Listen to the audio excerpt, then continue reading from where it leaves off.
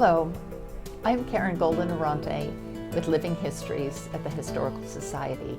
Today I'm with Father John Mulvehill of St. Anthony's in Cohasset, and I have the opportunity to talk to you about your childhood, what brought you to the priesthood, and ultimately to Cohasset. So could you tell me a little bit of your history? Surely. I was born in the small town of Westwood and went to the public schools in Westwood until the 9th grade when I went to Boston College High School. At that time it was in the South End near Northampton Station. From Boston College High School I went to the College of the Holy Cross in Worcester, graduated there in 1952, and in September of '52 entered St. John's Seminary in Brighton. I studied there until 1957 when I was ordained, and then assigned to St. Mary's Parish in Randolph. I spent 7 years in St. Mary's in Randolph, during which time we built the parochial school there. And then in 1963 I was assigned to St. Benedict's Somerville in St. Benedict's Parish in East Somerville. I was there for 2 years when Cardinal Cushing sent me with Father James Haddad to St. Patrick's College in Maynooth to pursue further studies in theology. I received the licentiate in sacred theology there, which is a teaching degree, and then received a doctorate in moral theology, and then came back to Boston. From there I was assigned to Cardinal Cushing College in Brookline. It was a college for young women staffed by the Sisters of the Holy Cross, who have their university next to Notre Dame in South Bend. And I was a professor there of moral theology, and then was appointed president there. And like the person selling deck chairs in the Titanic, I was president when the college closed. Then from there I was appointed the Archdiocesan Director of Religious Education and served in that capacity for 12 years. Following that, on March 25th of 1983, came to St. Francis Xavier in nearby South Weymouth. And then on the 11th of July in 1995, I came to St. Anthony's, Cohasset. Now, what's interesting, some of the history of St. Anthony's is the original St. Anthony's was, well, actually the Catholic Church started in Cohasset really because of one of the town's biggest disasters, and that was the destruction of St. John Brig off of Grampus Ledge, yes, where 99 ship people, they were killed from. Right, that happened on the 4th of November in 1849, and there were very few Catholics in town at the time, and the selectmen asked that the bodies be buried in Protestant rites. I think it was the Reverend Joseph Osgood at the time. And the few Catholics prevailed upon Father John Rodden to come down from St. Mary's in West Quincy. And they were buried in the common grave that's now marked by the huge Celtic cross in Central Cemetery. Excuse me. Father Rodden was responsible for many of the parishes in the South Shore, but St. Mary's in West Quincy is the mother church of the South Shore. And that was in October of 1849 that he had his first service here. Yes, he had his first service here for the burial, but then he came back and celebrated a Mass in the high school on the 4th of November in 1849. And then things were kind of quiet at the time. Cohasset was taken care of by St. Paul's in Hingham. And then in 1858 or 1886, the towns were separated, and the church in Cohasset was built, St. Anthony's. And at that time, it covered the entire South Shore all the way down to Plymouth. And then some of the earlier photographs of St. Anthony's, which was actually across the street from the existing rectory. We have this photograph here. We were trying to determine what year it might be.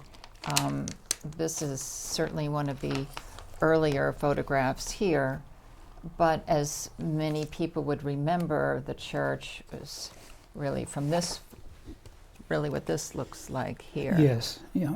And that was directly across the street from the present rectory.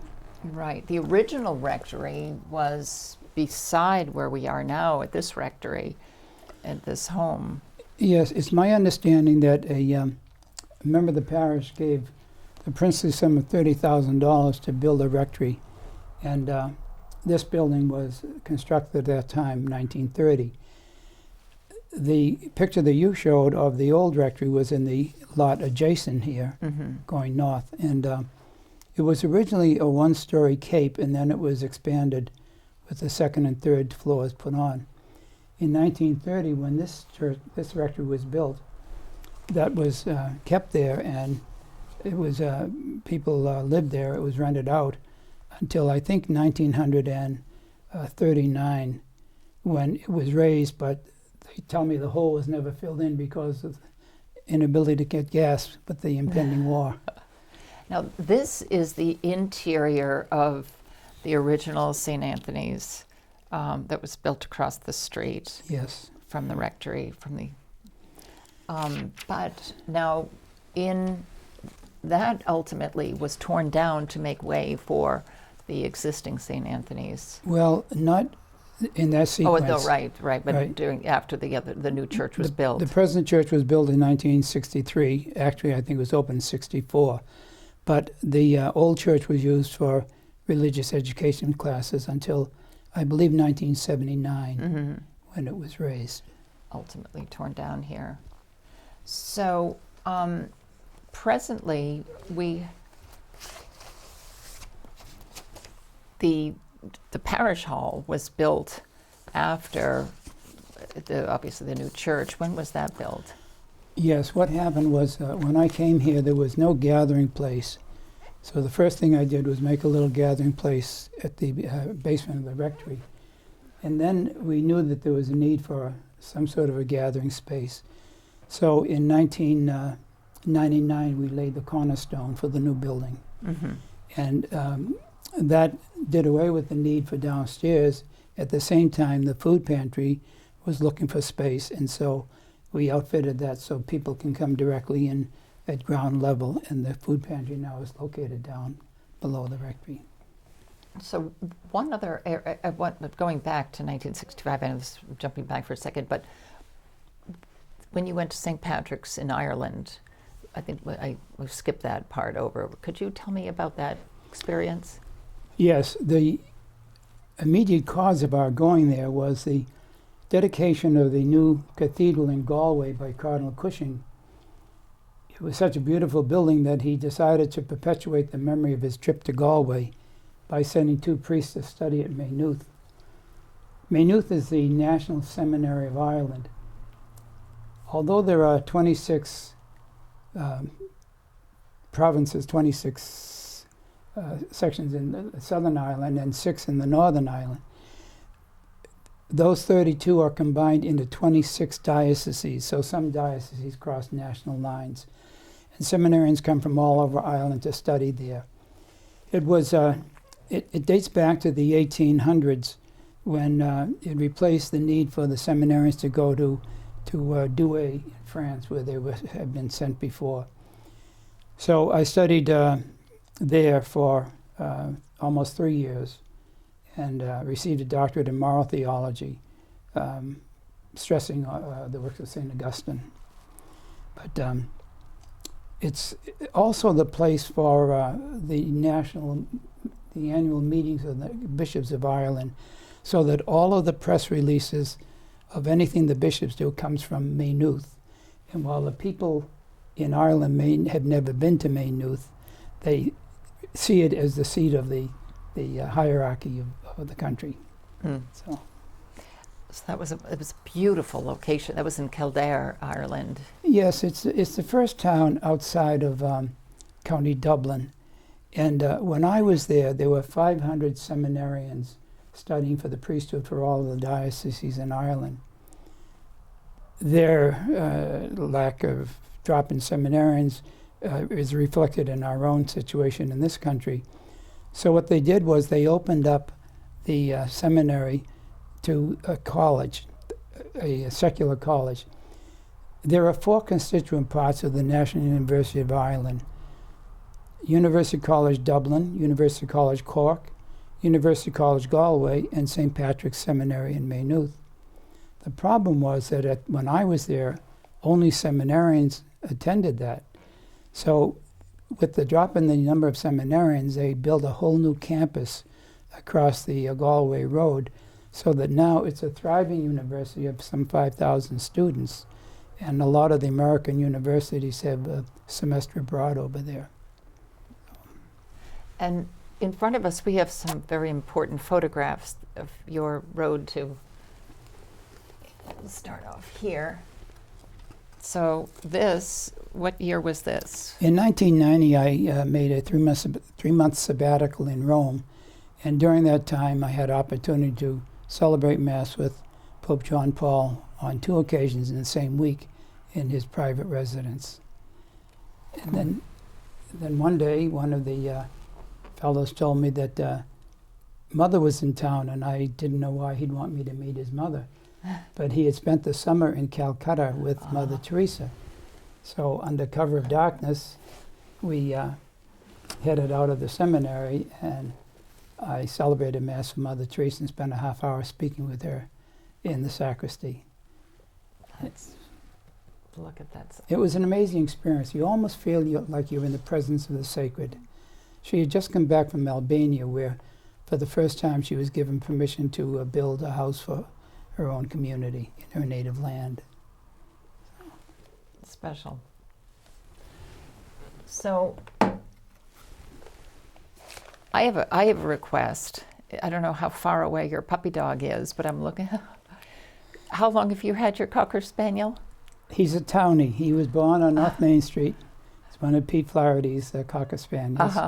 And he's named after, not after my bishop, but after my first Cocker Spaniel, whose name is Sean. Oh. Want me to get him? Please.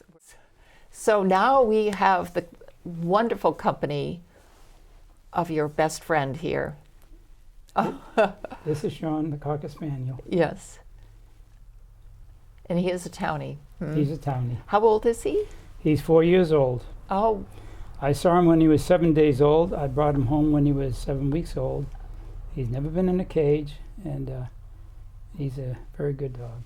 Excellent. And he does well at church too, right? Well, I try to keep him away from there. Yeah. Well, I'll have to say that from being a 10-year-old altar boy to being here in Cohasset, that this parish is blessed to have you as their father, for sure. You know, you mentioned something. I was a 10-year-old altar boy, and the priest who came as a newly ordained priest to my parish in Westwood is the one to whom I really feel I owe my vocation. But today he is the oldest living priest in the Archdiocese. He's 97 years old, and he is as sharp in his mind, and he's mobile. He was here when I celebrated my 50th anniversary. So how many years have you been at St. Anthony? I came on the 11th of July in 1995. So I'll be 20 years this summer. Excellent. Excellent. 20 happy years. Very happy years. Well, I have to thank you and Sean very much for participating in our Living Histories with the Historical Society. Thank you so very much, Father. Thank you, Karen. Appreciate your concern. Thank you very much for watching Living History. We're going to walk over to St. Anthony's and take a walking tour inside the church.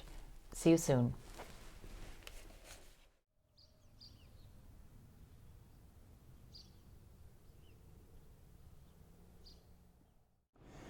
We have 3 altars in the church. One is the main altar where we celebrate the liturgy. The other 2 side altars reflecting the time before the Vatican Council when there'd be multiple altars in the church. Here we have the tabernacle where we keep the Blessed Sacrament, and the sanctuary lamp indicates that the Blessed Sacrament is there. There's a lot of symbolism in the church. Here in this particular altar we see the MA, which is the first two letters of the Blessed Mother, Mary, the Mother of Christ, and the statue above the altar is of Mary.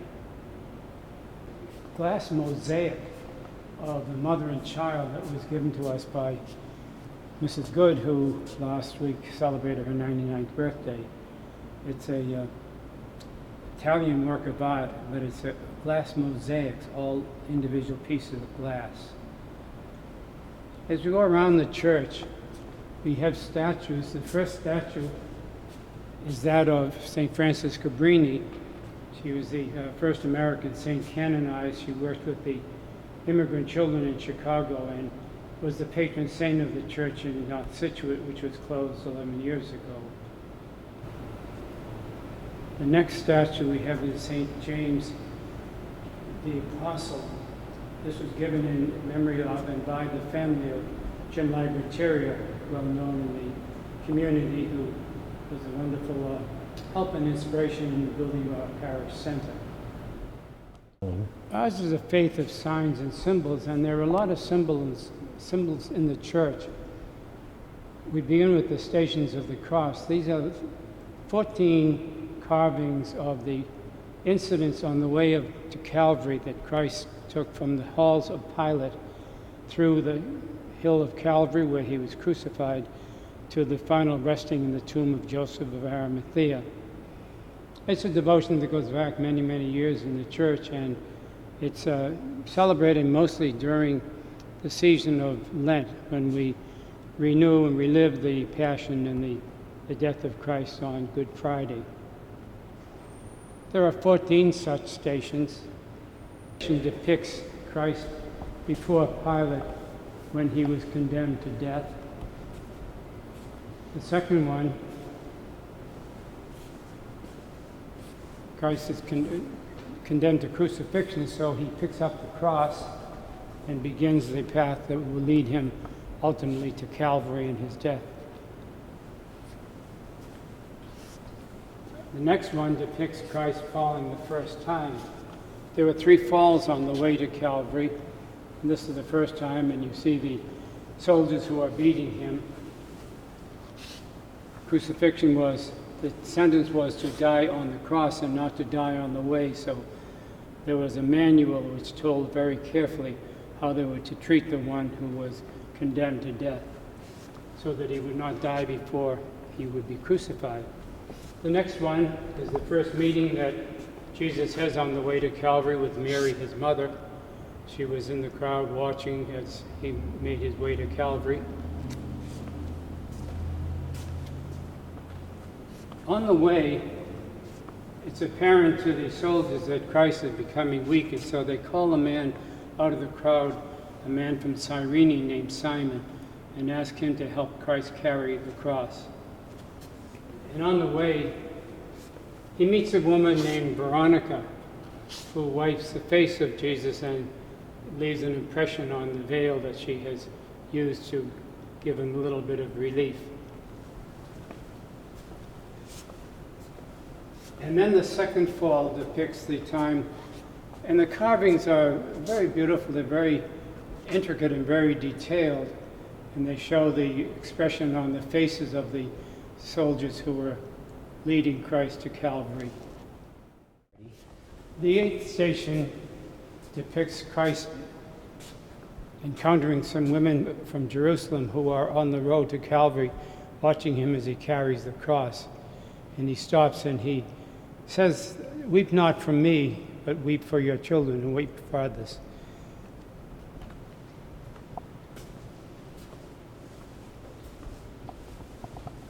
And then the 9th station depicts the 3rd fall of Christ.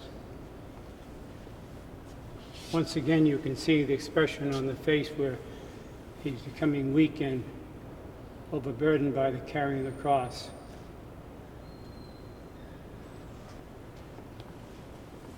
And in preparation for the crucifixion, he is stripped of his garments, So the 10th station depicts the stripping of Christ of the cloth.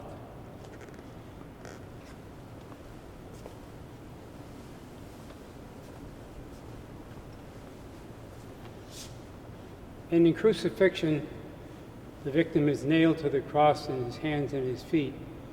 And so this station shows the soldiers hammering the nails into the feet of Christ. Scripture said that not a bone in his body would be broken. So it's believed that the nailing took place just below the wrist and above the ankle, so that no bone would be broken in the nailing.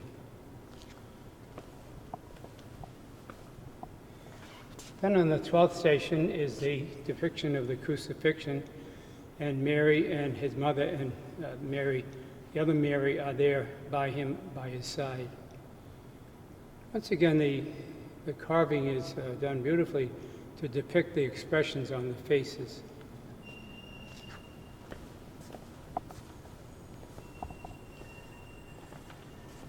And after 3 hours on the cross, Christ was taken down from the cross. And so the 13th station depicts his descent from the cross, where he's placed into the arms of his mother and the other Mary.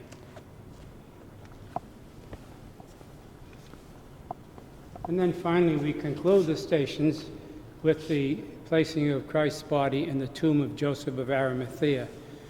Joseph was a follower of Christ who offered his new tomb that was recently hewn in the rock as a resting place for Christ.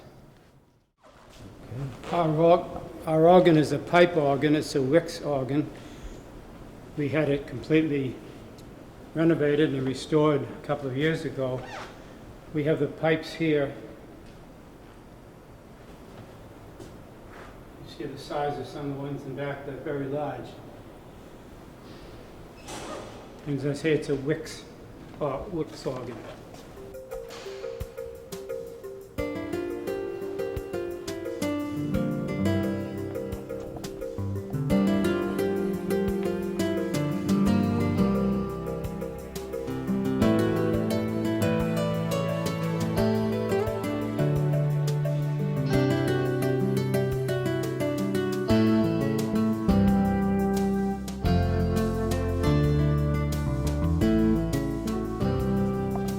On our outer wall, we have a statue of St. Jude.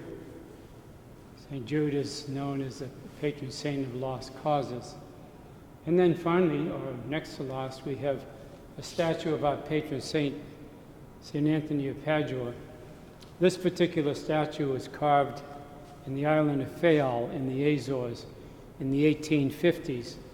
You know, there were two ethnic groups who settled early on in Cohasset, Portuguese speaking from the island of the Azore island of Fayal, and the Italian speaking people who came from two towns of Modane and Palamidi in Calabria in Italy. One of the young women coming over from the Azores married a fishing captain, and her mother, wanting to bring a wedding gift, had a statue carved. So for the princely sum of $13, this statue was carved in the Azores and brought by Mrs. Concepcion Freites and first placed in the home in Stockbridge Street where the family lived, then in the old church 3 lots down on South Main Street when it was built in 1858. And then in 1963, when this beautiful church was built, then it was placed in the alcove over there. We have 2 flags in the church, in the sanctuary. On the left side is the American flag. Here we have the papal flag, which depicts the gold and the silver keys, the power of the church to forgive or to not forgive. The statue is that of St. Anthony of Padua, who was our patron saint. St. Anthony was born in Portugal, but wanted to be a missionary heading from Morocco, but ended up in Italy, made his way to Padua, and served his ministry there. And because of the Portuguese and the Italian connections, he is kind of considered a patron saint of both of those ethnic groups. And as we had on the other altar, the symbol of the Blessed Mother. Here we have the symbol of St. Joseph on this altar.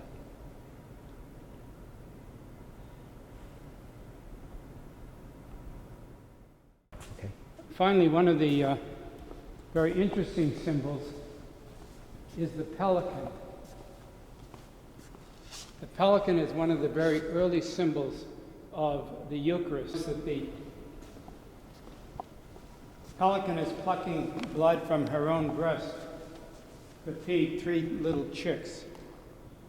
And just as the pelican feeds her chicks with her own blood, we believe that Christ feeds us with his body and blood in the Eucharist. We have 3 limestone panels over our front door of the church, and the pelican is depicted out there as well. And then on either side of that symbol is the bread and wine, which are the material substances that we use for the Blessed Sacrament. And then, of course, we have the crucifix, which was given by the McLaughlin family in memory of their young daughter who was killed some years ago.